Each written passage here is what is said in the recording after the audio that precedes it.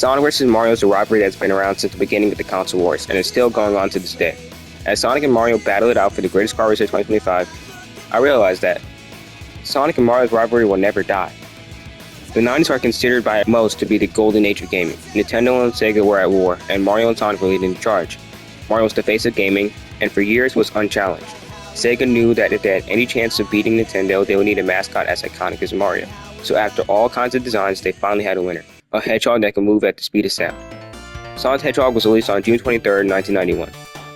Sonic the Hedgehog's popularity catapulted the success of the Genesis. The game sold 24 million copies across the Genesis and the Master System, but including the different ports and remasters, total sales topped 40 million copies. And for the first time, Mario finally had real competition.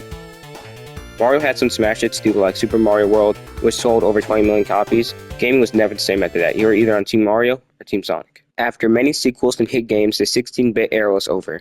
Mario 64 would change everything. Mario entered 3D for the first time. With critical acclaim and over 11 million copies sold, the game was a smash hit. Not to mention Crash Bandicoot made his debut that same year in 1996, and Sonic struggled to keep up. Sonic Adventure finally brought Sonic into 3D when it was released on the Sega Dreamcast in 1998. The game was a hit, gaining positive reviews from critics and fans alike, and still to this day remains one of the most iconic Sonic games ever made. The game was also a commercial success. Despite the Dreamcast having low sales, the game still managed to sell 2.5 million copies and became the best-selling game on that system. The last battle Sonic and Mario had before Sega left the console market was Sonic Adventure 2 vs. Super Mario Sunshine, as Sonic Adventure 2 was the last Sonic game released for a Sega console. Mario Sunshine is a controversial game. Some fans love it while others despise it. The game managed to sell 5.9 million copies, making it one of the best-selling games on the GameCube. Sonic Adventure 2 only sold 500,000 on the Dreamcast, as the Dreamcast was discontinued only a few months after its release. Still, the reviews were overwhelmingly positive and is still considered by some to be one of the greatest games of all time. The game got ported to Nintendo GameCube less than a year later and became the best-selling third-party game on that platform. Total sales of this version alone topped 2.6 million. This marked the end of an era, as Sega had now left the console market. The Blue Bird was still a juggernaut in the industry, with smash hits like Sonic Heroes and I'm sure Mario's doing better. His games were huge. There was the 7th generation arrived. This was a bad time though, because the 3D platformer drought had arrived, a time where many famous 3D platformers started disappearing due to lack of interest. Things got so bad that for almost a decade, the only two relevant 3D platformers were, well, I think we can guess who. Mario had hits like Mario Galaxy 1 and 2, Mario Kart Wii, and the Mario Party games. Sonic had a rough time, however. Sonic 06 nearly killed the franchise, so Sonic needed a comeback. So Sega did the one thing no one expected them to. Sonic and Mario had a crossover series, and Sonic added to Smash Bros. Other 3D platformers may have become irrelevant at the time, but these two in a game together, that was absolutely monumental at the time. Sonic solo games did not have the same success as Mario's though. Sonic Unleashed wasn't universally loved. It did sell 2.5 million copies though. The Storybook series was also not liked, and it didn't sell a lot. Sonic Colors, one of my favorite Sonic games, finally brought back fun and consistent high-speed action. No gimmicks, just fun.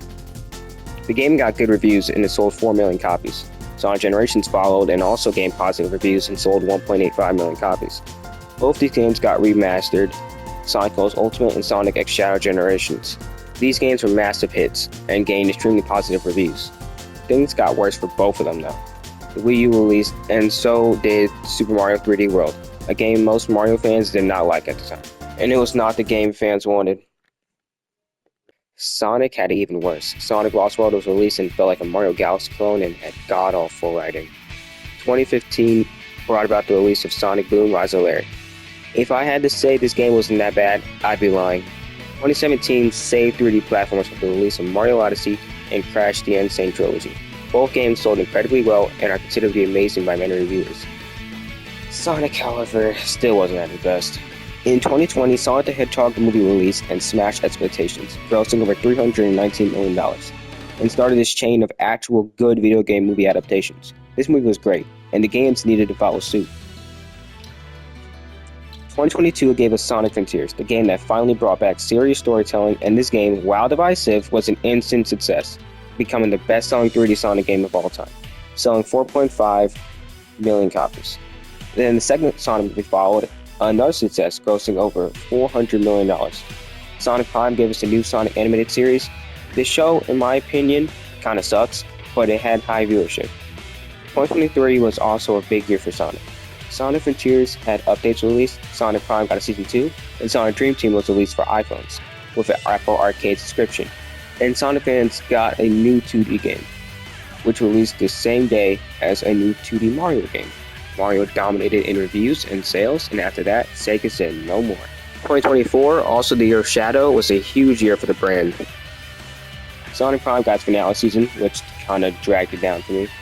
Knuckles got a spin-off show.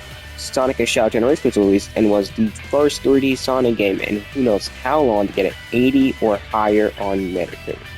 And Sonic Movie 3, easily the best video game adaptation of all time, and my favorite movie of the decade so far. This movie really brought back the respect that the franchise has lost over the years. Mario is still doing his thing. He also got a movie which grossed over $1 billion, and is getting a sequel next year. The games are still massive. Mario Kart 8 sold over 67 million copies. Mario 3D World plus Bowser's Fury made people finally respect the original 3D World game. And Mario Wonder released and crushed Sonic Superstars. After this, Sega said it's time to fight back. Sonic Racing vs. Mario Kart, the biggest debate for gamers this year. This game really brought back the rivalry. Mario Kart World had potential, but a boring open world and intermissions held this game back. Fans felt disappointed. They waited 10 years for a new Mario Kart game, and they couldn't even play 3-lap tracks normally. Sega, however, treated their fans like fans and listened to them. After Nintendo dropped the ball, Sega picked it up and took off. Sonic Racing was a critical success, with most critics preferring the game over Mario Kart World. And the game, as of right now, has sold over 1 million copies. Sonic Racing excelled at what Mario Kart doesn't. Online is just 3-lap tracks, no intermissions. No boring laps where you have to drive in a straight line for the whole race. Sega even took shots at Nintendo. Sonic Racing came out at the perfect time. Nintendo thought they could do anything and get away with it. Sega showed them, like they did in the 90s, that their famous plumber boy is not invincible. After decades of inconsistent games, Sonic and his underdog spirit took on Mario. Now that you know how the rivalries evolved over the years, let's talk about why the rivalry will never die. Reason 1, the 90s. The 90s is considered to be the golden age of gaming. That's because of these two. They defined the generation. So many people have nostalgia for this era. And like the characters themselves, the rivalries are classic and will still be remembered. Reason 2, how relevant they are. These characters have stayed relevant for years, and because they have stayed relevant, so did their rivalry. Every time a new Sonic game comes out the same year as a Mario game, there are going to be comparisons. And these comparisons get shown to millions of people thanks to social media. Reason 3, broad appeal. Some people might know the rivalry, but might not play the games. Well, they might watch the movies, and because they watch the movies, they might compare the movies because they know the rivalry. And tons of people have, so more people will follow suit. The last reason is that these two franchises are linked together. They kicked off the console wars together as gaming's most iconic mascots. They helped shape 3D platforming. They had a crossover series, and Sonic got added to Smash Bros. These two are tied together, and that's because these two are the heart and soul of platforming. Icons ready to battle it out for the crown of the king of gaming. Hi, I'm MagicImpulse. If you would hit that subscribe button, it will mean so much to me since we are so close to reaching 1,500 subscribers.